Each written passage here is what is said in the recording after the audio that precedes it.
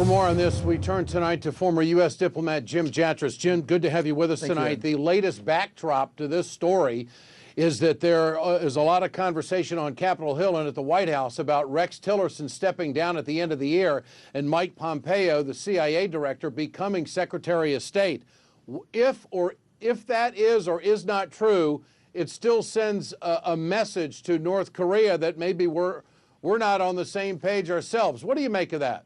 Well, I think that's right, Ed. Let's remember it was a few weeks ago that President Trump tweeted Mr. Tillerson on Twitter, actually, making fun of him. He's wasting his time on this diplomacy.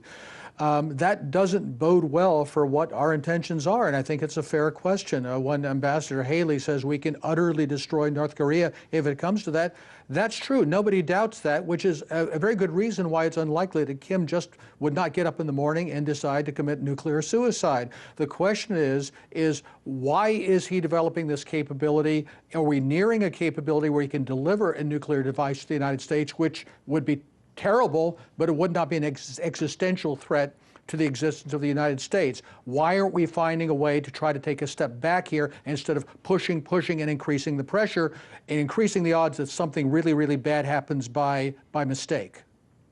Now, the comment that came from the spokesperson from the State Department said that North Korea has absolutely no interest to engage in any dialogue. But I don't hear any other countries saying that. What about that? Well, hear what she said, too. She said they have no interest in discussing denuclearization. No, they don't. They're not going to denuclearize. And I think that's a pipe dream. What we should be talking about is not will they denuclearize, but how do we make sure, through negotiation, there is no threat to the United States? What is it that puts us in a position where we've got to be on the front line here when the Koreans and the Japanese, who are eating our lunch on trade, by the way, spend less on their own defense than we do? Is it too late for sanctions to have any impact, additional sanctions?